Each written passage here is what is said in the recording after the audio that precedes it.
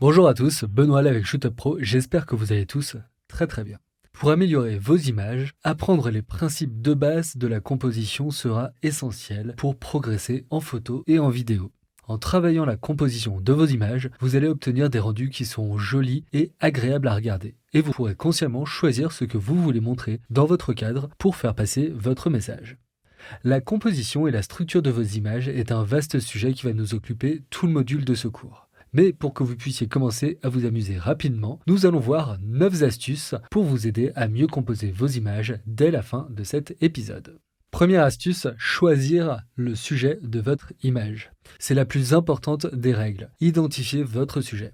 On reparlera de cette approche plus tard dans le module. Cela équivaut à donner une intention à votre image.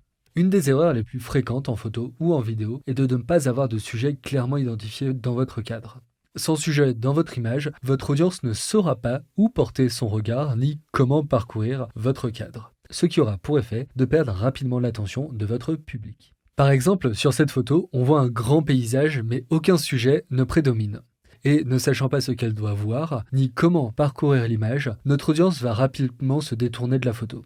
Et si je prends maintenant une photo en choisissant un sujet au premier plan, notre œil saura que c'est cet objet au premier plan qui est le sujet principal. Tout le reste du cadre de l'image sera là comme support visuel pour renseigner notre audience sur l'environnement de notre sujet. Ce qui nous amène à la deuxième astuce, remplir votre cadre.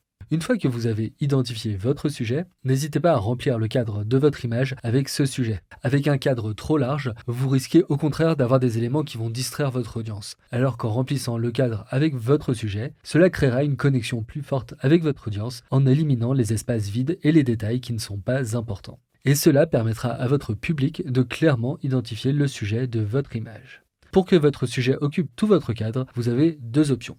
Soit vous pouvez zoomer avec votre objectif, soit vous pouvez vous rapprocher. C'est ce que disait Robert Capa, si vos photos ne sont pas assez bonnes, c'est que vous n'êtes pas assez prêt. Donc n'hésitez pas à vous rapprocher de l'action ou de votre sujet pour remplir votre cadre. Votre audience aura l'impression d'être avec vous, complètement immergée et présente dans l'action. Et si jamais d'autres éléments dans le cadre sont dérangeants, comme une poubelle, un poteau électrique et ainsi de suite, vous pouvez soit recadrer votre image, soit choisir une profondeur de champ plus petite, ce qui aura pour effet de rendre un joli flou d'arrière-plan et de masquer les éléments qui dérangent. Troisième astuce, la règle des tiers. La règle des tiers est sans doute la règle la plus connue des photographes et des vidéastes ou des directeurs de la photo. Le concept est très simple. Vous allez diviser votre cadre en tiers et les intersections de ces lignes seront les endroits idéaux pour placer vos sujets ou les points d'importance de votre image. Vous pourrez ainsi vous servir des lignes horizontales pour y placer vos horizons. Si vous placez votre horizon sur la ligne du bas, vous mettez en évidence le ciel, et si vous placez votre horizon sur la ligne du haut, vous mettez en évidence le premier plan et ce qu'il contient devant vous. Pour des portraits, vous pourrez positionner votre modèle aux intersections de votre cadre, ou sur les lignes verticales. Il faudra aussi faire attention à les placer à l'opposé de là où il regarde, pour laisser le regard respirer. Autrement, si votre sujet regarde dans l'autre direction, cela crée une tension et on a l'impression d'être coincé dans le cadre.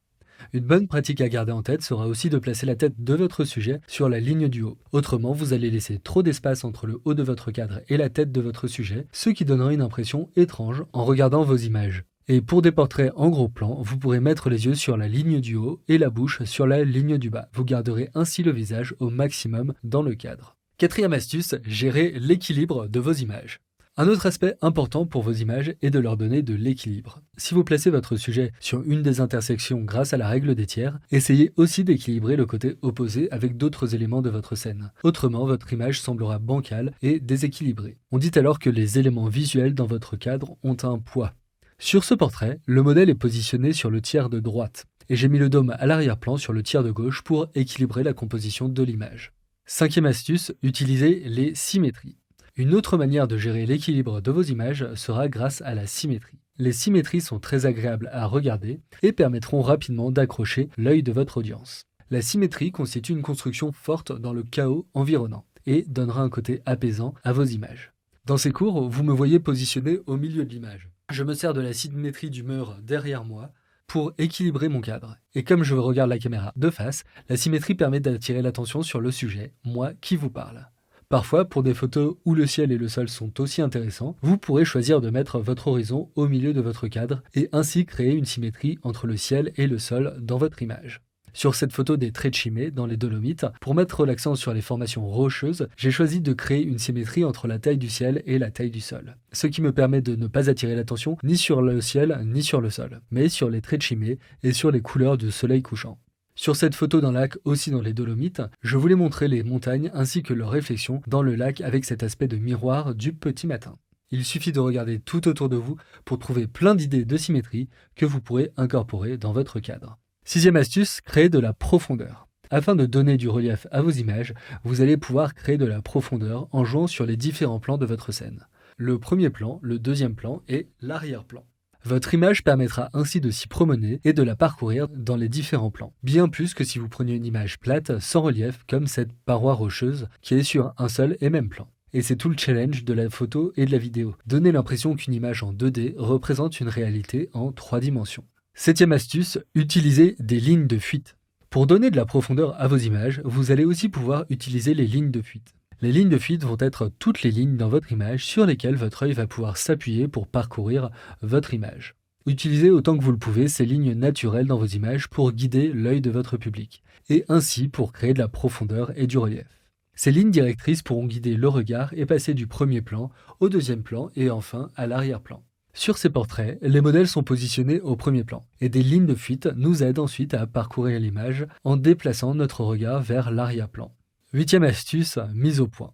En utilisant la profondeur de champ de votre objectif, vous allez aussi pouvoir créer de la séparation entre votre sujet et l'arrière-plan. Cela permettra non seulement de cacher des éléments de l'arrière-plan qui pourraient distraire le regard, mais aussi de créer du relief dans vos images. L'utilisation d'une faible profondeur de champ sera particulièrement efficace lorsque vous avez un premier plan, votre sujet, et un arrière-plan, comme sur cette photo des deux mariés.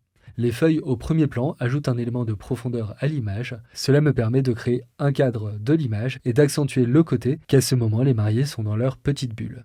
Si vous avez une faible profondeur de champ mais que vous n'avez pas de premier plan ou d'arrière-plan, l'effet ne sera pas aussi fort, voire inexistant. Et attention, quand vous shootez avec une grande ouverture, votre profondeur de champ sera parfois très petite et votre sujet risquera de ne pas être net. Donc vérifiez bien que votre sujet est net avant la fin de votre séance photo ou de votre tournage.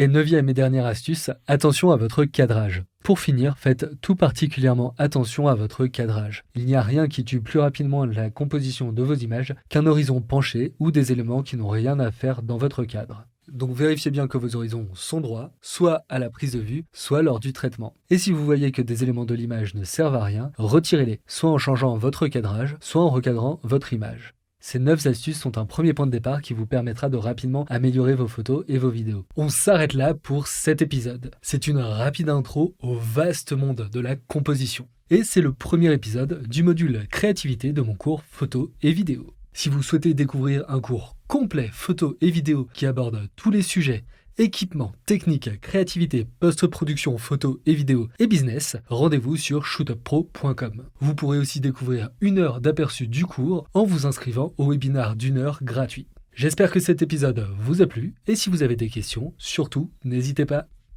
Ciao!